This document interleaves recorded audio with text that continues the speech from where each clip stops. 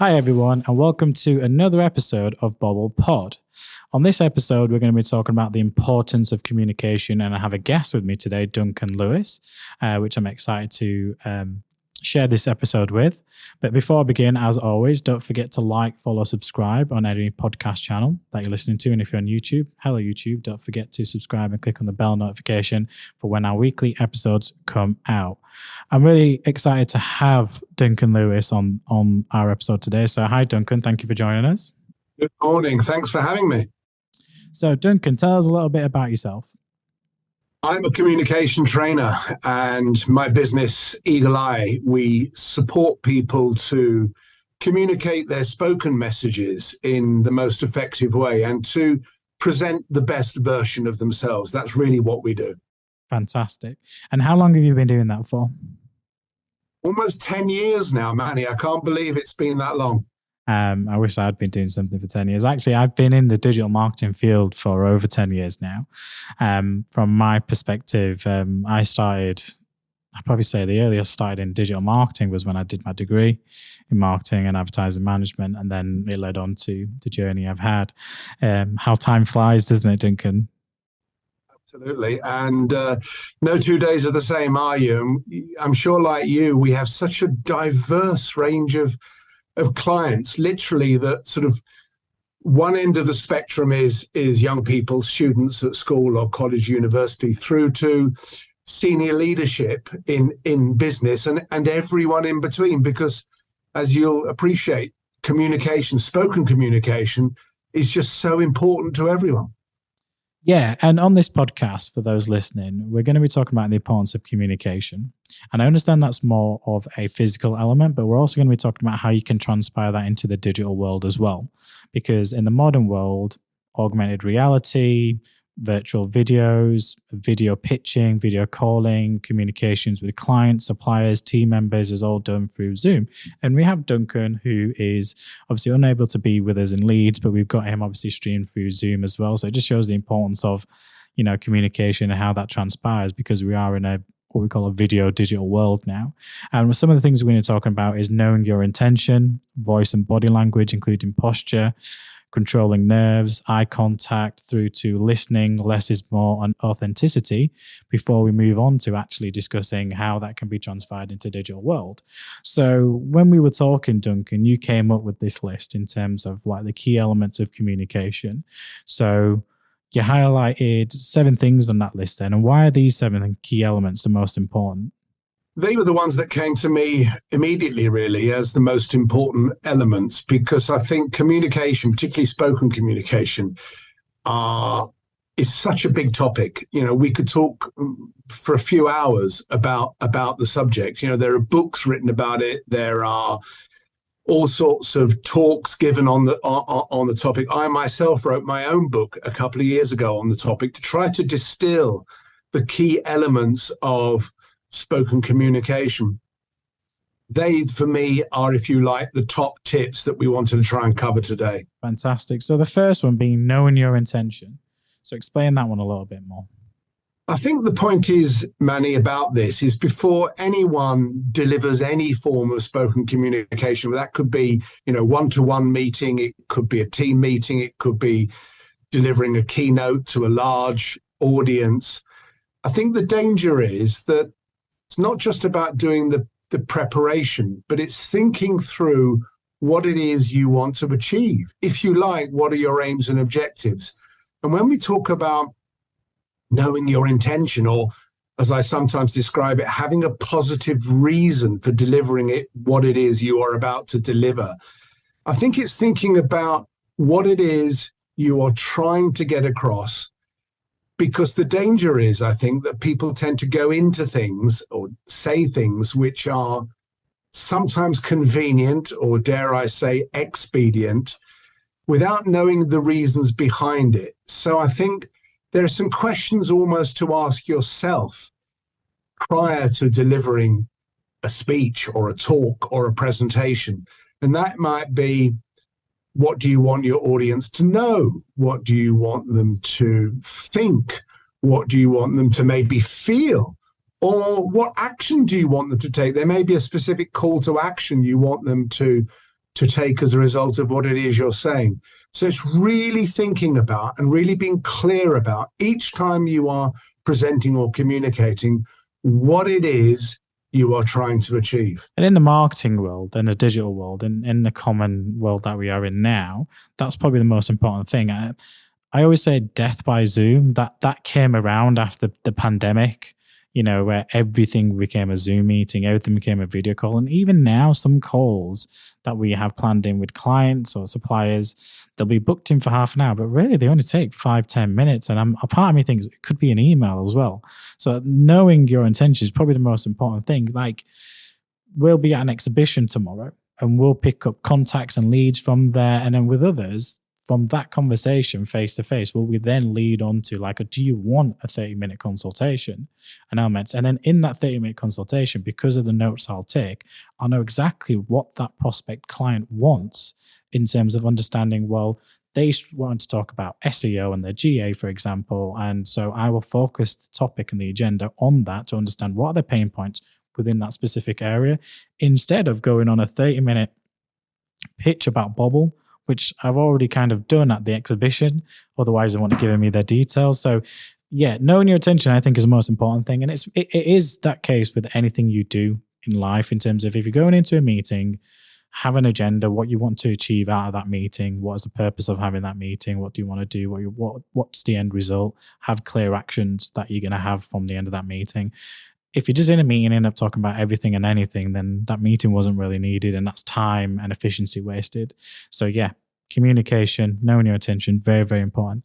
The next one is probably the most important, I think. The second most important one, which is voice and body language and posture. Explain that one. Well, again, another big topic, but I think with the voice, we talk about verbal communication and non-verbal communication. If we look at the verbal communication, the voice, it's such a powerful instrument, and like any instrument, it needs practicing, it needs playing around with. So I think the key thing, whether you're online, of course, or face-to-face, is just really to keep the voice energized, to keep it modulated, to have some passion and energy behind what it is you are saying, rather than just speaking in a slightly monotone or in a de-energized way.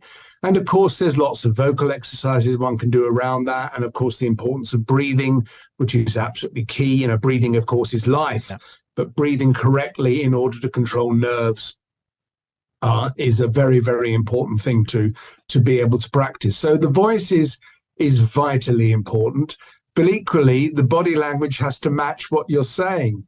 So to have good, open body language, to have good posture, gives confidence to other people.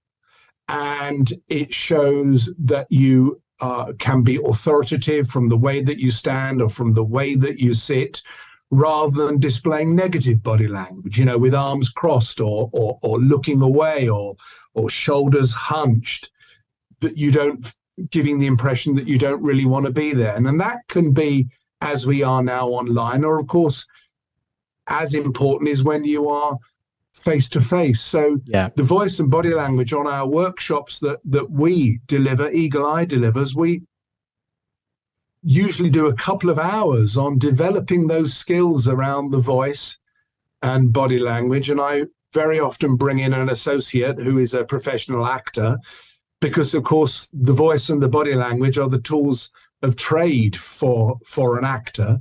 And they work with the delegates on how to use those to best effect. Yeah, I was given a tip years back when I was first doing my interviews, and when you're going for grad schemes, you have telephone interviews and stuff like that. And the best tip I was given was, when you're talking, smile. When you're on the other side of the phone, smile, because you project a better voice. So sometimes you see me smiling on the podcast, everyone looking on YouTube, and yourself, Duncan, is because it naturally projects a better voice. And even though we record in the morning and I can see from Johnny looks tired, Callum looks tired, it is early in the morning and it's hard, but you've got to have that kind of voice. And that's why I'm a bit more physical with the way I say things, and I use my arms and my elements to try and get it aboard, especially when I'm talking. So at some of these exhibitions, I will go out and I will talk. and you've got, 100 people in front of you, and you're thinking, right, I need to keep these people's interest on a technical subject very engaged. So I'll throw in jokes in there. I'll make little quick quirks and remarks, keep them going. I'll even pick out a few people in the audience just like to get their viewpoint on elements like that. So yeah, and it's just important because when we talk about marketing isn't just external marketing, it's internal marketing. It's customer relationship management. So if you're on a meeting with a client, if I'm sat like this, hunched down and like looking at something else, looking at a second screen, I'm not really showing any kind of interest. They're going to be like, well, does he even want to be on this call? And this is our agency. So how you project and how you come across, and it's more important now because normally we would just do conference calls with clients back in the day. Now we do videos and team calls. They can physically see it. Unless you turn your video off, then it's different. And more, what I'm noticing is more people turning their videos off when they're doing Teams calls and elements like that. So yeah, and very, very, very, very important. The next one that you talk about is I'll say you've got me thinking there, Manny, because it is early in the morning, and I hope I look okay now. I can tell for the audience you look very, very good. And if you want to know what Duncan looks like, I'll have to review it on our YouTube in the morning. I really like the background image you got there. So the next one is controlling nerves. So always a difficult one. I always get those butterflies in my stomach. Even when I'm going on a podcast and there's no one here and it's only like the cameraman and the producer looking at me and I have a guest, even though I project like I'm calm, sometimes I still get those butterflies in my stomach even before I talk. So what would your advice be on that? Picking up on the butterflies, Manny, and I also have butterflies in my stomach. I had them this morning before we started this particular broadcast. The key thing is, and this is a lovely phrase, Manny, we need to try to get the butterflies to fly in formation. And one of the best ways I think of doing that is something I mentioned earlier, which is the importance of breathing. I often say to delegates when we're running our workshops, do you think that I am nervous? Do you think that I'm feeling nerves this morning? They say, no, because you've done this for so long. You must be so confident. Well, yes, I am confident in my subject, but I still feel the nerves because they're a new audience, because I want the day or the session to go well, of course. But what I do very often when I'm setting up the workshop or driving to the workshop, or this morning for 5 minutes or so before we actually hooked up online, I was doing some breathing exercises.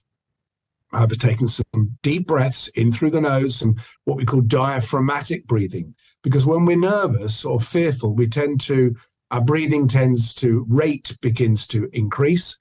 We tend to breathe from our upper part of our chest rather than from deep breathing from our diaphragm. And before we started, I took 3 or 4 deeper breaths in through the stomach, in through the nose rather, and out through the mouth. And it helped to control the nerves that I was feeling at that particular time. And then we started speaking, and during the setup, you were helping to relax me we were just having a casual conversation about a few things. So that when we started, I felt that I was in control of the nerves.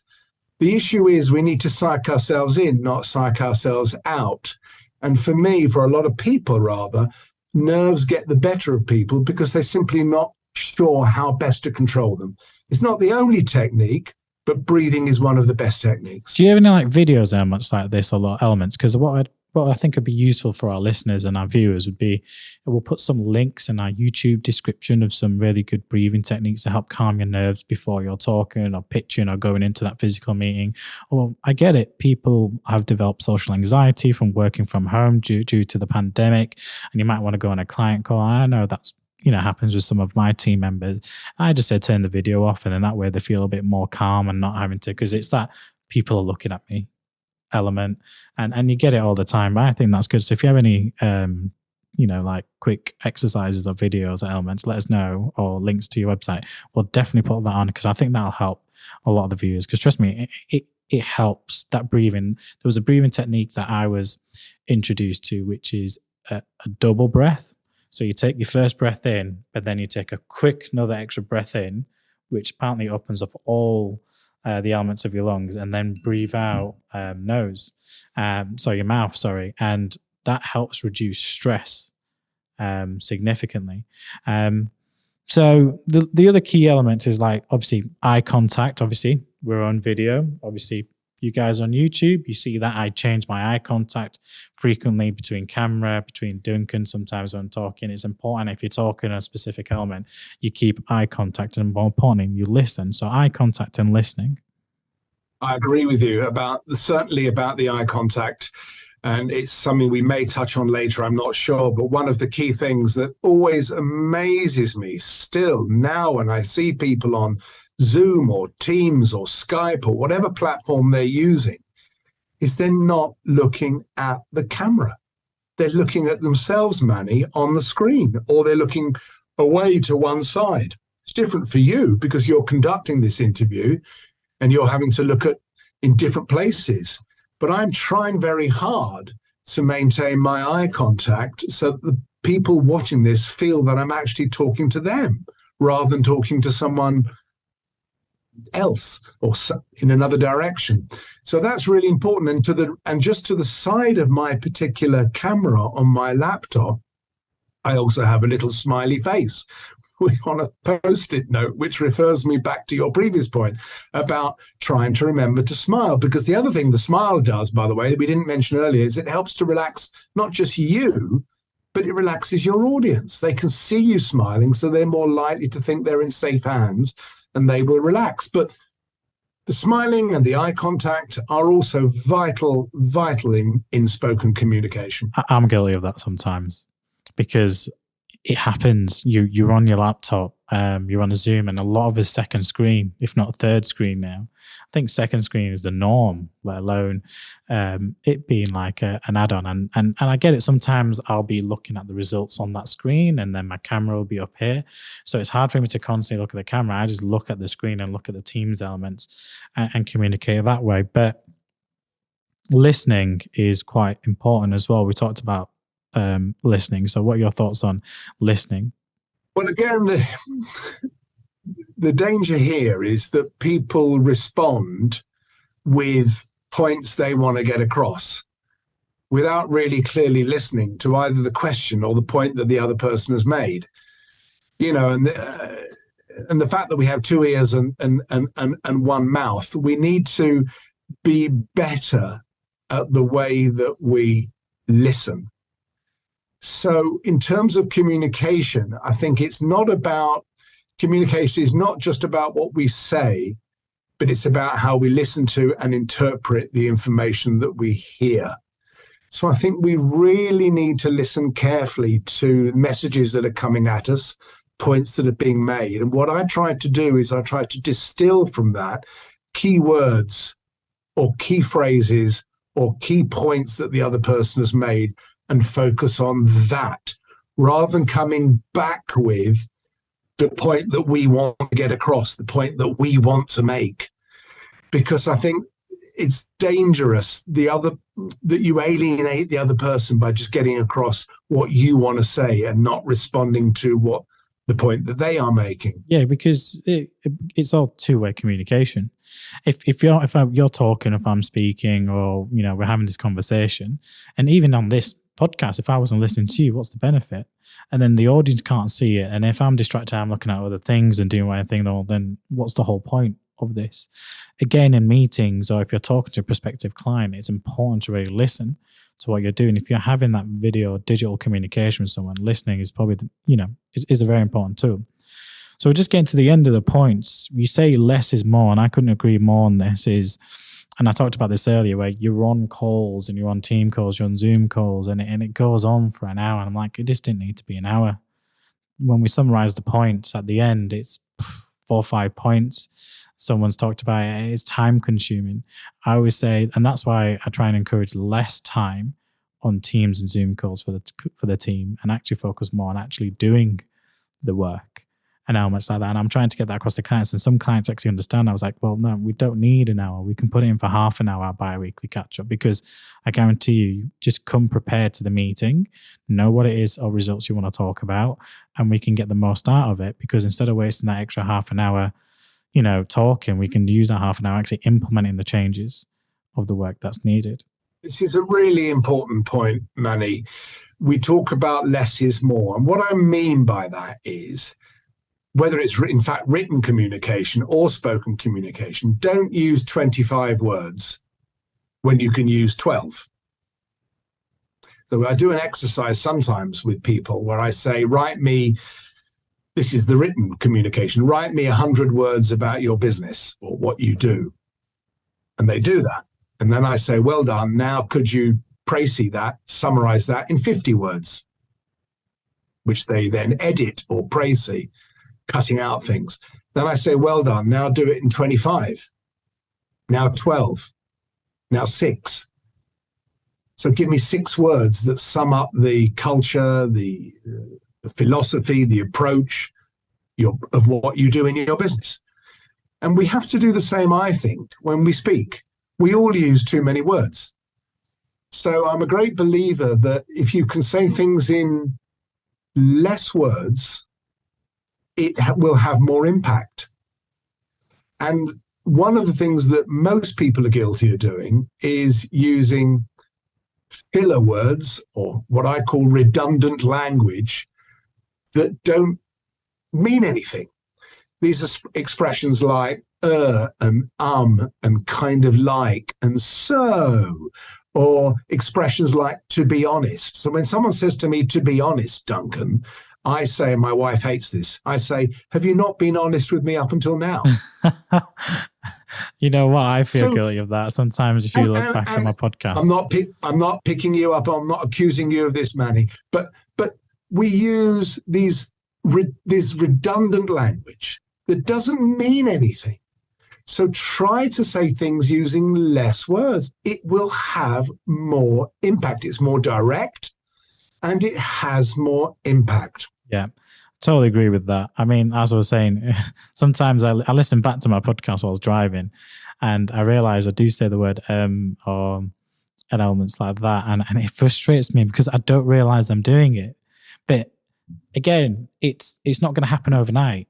You know, whilst you're on calls and elements like that, or if you're in a sales position, you might find some filler word because you're trying to think, what's the next thing I need to say? But just get to the point of what it is you're trying to say quicker and easier, and then let them respond.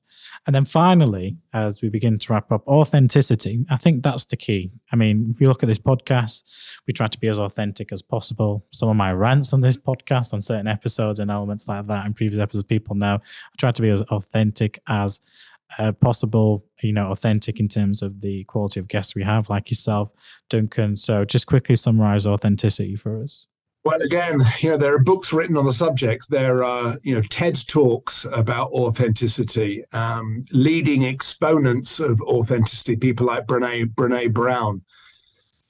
I think that authenticity is the key word, the buzzword. Some people don't like it, actually. But when we talk about authenticity, really all we're saying is be genuine, be sincere, be truthful, ultimately be yourself. Everyone is unique and everyone has their own approach, in this case, to spoken communication. But for me, it falls really into 3 areas, which again, we explore on our workshops. The first of these, when we talk about being authentic, is to be transparent. And what I mean by that is to be really clear about what it is you want to say, what it is you're trying to say, what you want to get across to the other person. The second is to have integrity. That is about having your values and your principles and your beliefs, again, behind what it is you're saying. And the third is to be vulnerable. And vulnerability for me is a strength. Some people consider it a weakness, but vulnerability for me is a strength. And that is about being sincere, again, and truthful, and open to really all possibilities. And it's about showing up and really being present, being, as we say, in the moment of whatever it is you're communicating. So authenticity is probably, if I'm going to pick out one, is probably the most important trait that we try to engender, we try to support people to be in the work that we do. think that summarizes it really, really great. I mean, if you look at it from a digital perspective, look at social media, the video posts that you see, the stuff you engage with, we tend to engage with stuff that's more authentic, transparent, a little bit more vulnerability kind of content generally. And that works better from an advertising perspective as well. Being transparent, being authentic. I mean, our video views might not be the highest on YouTube, or our streams might not be the highest, but at least we know we're creating authentic, real, content that's live and recorded at that time. So we've talked about all those points: knowing your intention, voice, body language, posture, controlling your nerves, eye contact, listening, less is more, and authenticity. And we've already talked about that in terms of how that can be transpired into digital world that we live in. So just to wrap up, any last bit of advice that you would summarize, I'm going to say in 12 words, Duncan, based on what you said, that you would give to anyone who's listening on this podcast about the importance of communication? In 12 words. Okay, so don't count the these. I'm just going to let you. Well, don't count these. But I'm just going to say, be yourself and be authentic, Manny. And well, that was less. That was like 6 or 5. Be yourself and be authentic. Well, actually, that's 5. There you go. So, tells you it works. Importance of communication. Less is more. So, thank you, Duncan, for joining us. It's been an absolute pleasure speaking with you. That's been very, very educational, very insightful. Even I've learned some elements from that talk. So, thank you for joining us. Many thanks, Manny. And thank you for you listening and watching on YouTube. Don't forget, you can send through questions at tagging us at Bobble Digital across all social media platforms, or use the hashtags Mr. Bobble, hashtag AskBobble, and BobblePod. And if you have any questions, we will try and pick it up on one of our podcasts. But thank you for joining us, and we look forward to catching up with you on our next episode. Cheers. Bye.